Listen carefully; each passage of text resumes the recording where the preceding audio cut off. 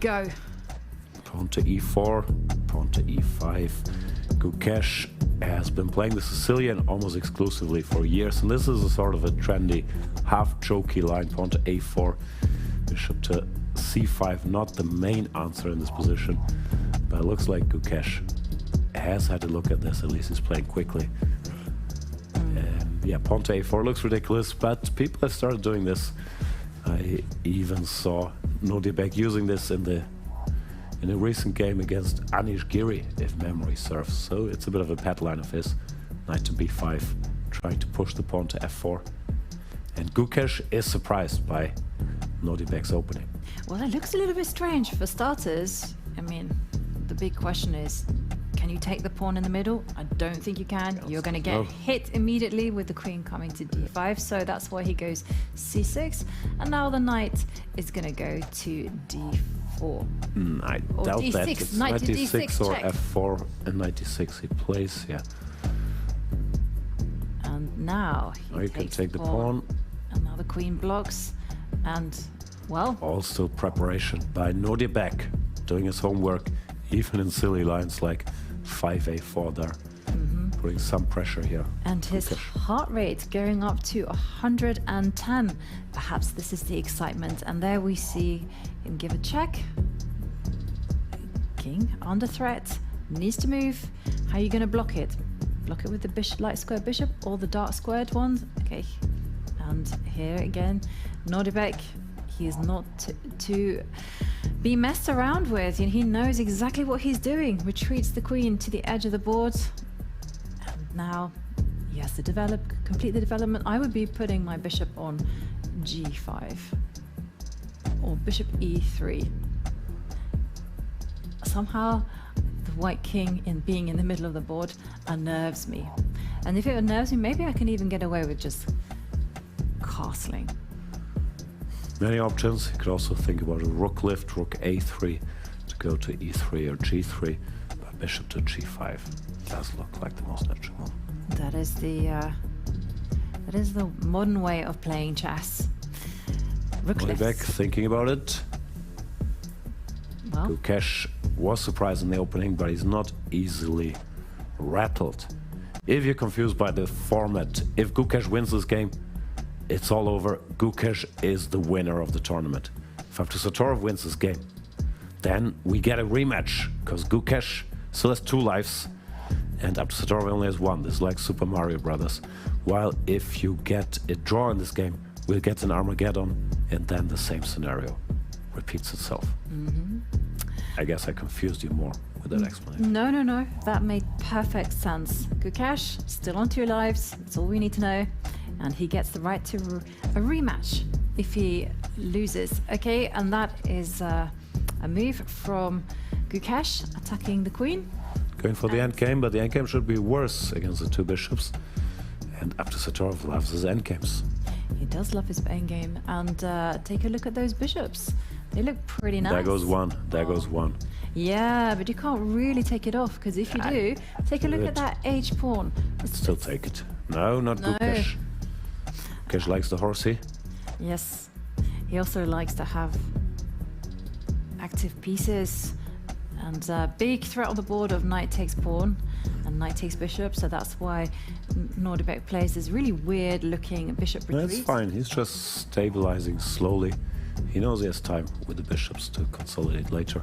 I like how he's playing this. I also like what he's doing as well. Just looked weird, but it was good. And kick away that knight and expand on the queen side. Such good fundamentals, always grabbing space. Yeah, but it's the way to play these days. I've noticed Magnus Carlsen do it on a regular basis. He just puts his pawn all the way up to the 6th row and then says, that pawn, that's going to torture you in the endgame. Yeah, and Gukesh keeps looking for activity, but he will continue being restricted by these tiny white little pawns. Pawn to f3, stopping a check. Sooner or later, the bishops might take control. They might take control, and I agree with you. Pawn. Love that move. And just keep that pattern in your memory banks. Now's the time just to mix things up, initiate chaos, Gukesh. h5. looking for. You stole the words right out of my mouth. I love that kind of plan. And Gukesh, not that much time. He is coming down to the minute mark. And if he lets Abdusattorov consolidate, then he's just going to stand worse. Well, he's worse already. Something. Rook d8. Maybe playing to move the king out of the way, then push the d-pawn. But bishop f2 will ask some unpleasant questions, like where's the knight going? That's why he plays. And that's why he prepares it by covering the g2 pawn. And white's pawns, they're going to start advancing. And the great thing about bishops is they don't even need to be on active squares. They just have to have that potential. And the bishop now attacking the rook. The rook has to move. And the knight, that doesn't have a good jump. There comes the bishop. Abdusattorov slowly but surely chipping away at the black position. It's a beautiful game by him so far. The rook entering via the 4th rank. You can see. Yeah. And class. very good. The rook is going to swing over and target the h5 pawn. And Nordebek now ticking down close to the 1 minute mark, and take a look at the way that he's gotten himself an outside pass pawn. This is good stuff. Yeah, he keeps improving his position. Still having the 2 bishops, still having targets so far. It's an absolute masterclass. Also ahead on the clock, 1 minute versus 32 seconds. But can he convert? Gukesh is not one to just collapse when being put under pressure. No, and he moves his rook to the edge just to keep an eye on the passed pawns. I mean, one thing in Gukesh's favor is that the knight on e6 is pretty well placed. They can jump to c5. His position is crumbling now. King e7 was a mistake. And after rook to b4, the knight has to give more ground. This doesn't look good.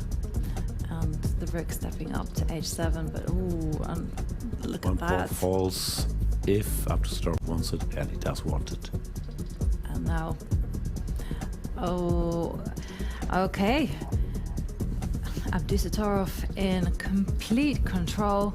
Looks like we And might get Gukesh- another match. Gukesh down to 8 seconds. We're going to see another match. And look at that, he can't even take the pawn because of the pin along the 7th row. And for Gukesh, it's just about surviving. For Abdusattorov, it's just about converting. And look at this precision. Bishop targeting the a6 pawn, and he's ruthless. Another Yeah, pawn this is hopeless falls. now. Not much in it. One pawn goes down. Check. This He's is resigns safe. basically, 3 pawns down, and his king is exposed. That's And he it. does resign. And Abdusattorov with a comeback win, which means that we are now going to see our 3rd match. Wow. Gukesh now on his last life. Well, they both are, so whoever wins the next match is the winner of the whole event.